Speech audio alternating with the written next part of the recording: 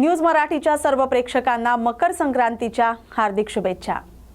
मकर संक्रांत हा जानेवारी महिन्यात आणि हिंदू पंचांगाप्रमाणे पौष या 10व्या मराठी महिन्यात येणारा शेती संबंधित सण आहे।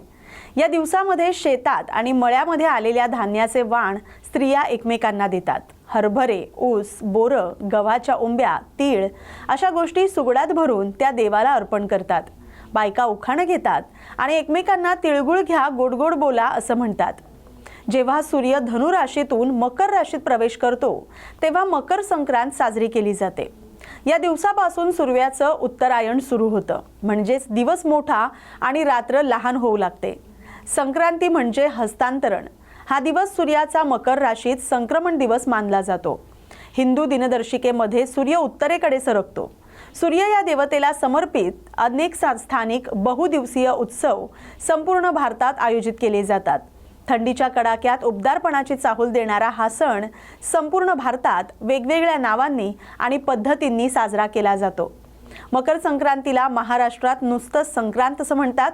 मकर संक्रांतीला पश्चिम बंगालमध्ये मोकोर सोनक्रांती आणि नेपाळमध्ये माघे संक्रांती म्हणून ओळखले जाते।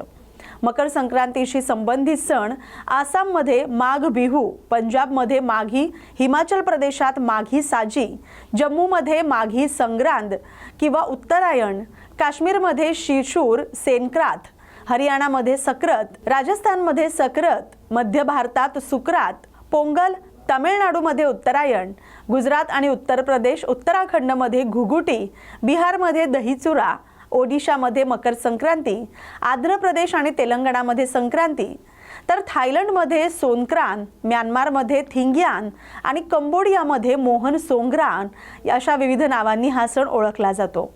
मकर संक्रांती हा सामाजिक सण आहे।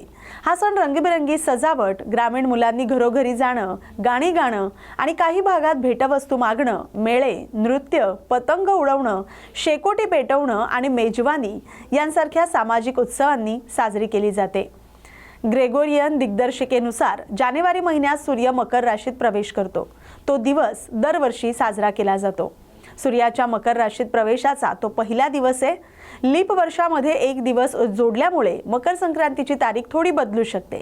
लीप वर्षात ते 15 जानेवारीला येते, अन्यथा 14 जानेवारीला मकर संक्रांत साजरी केली जाते।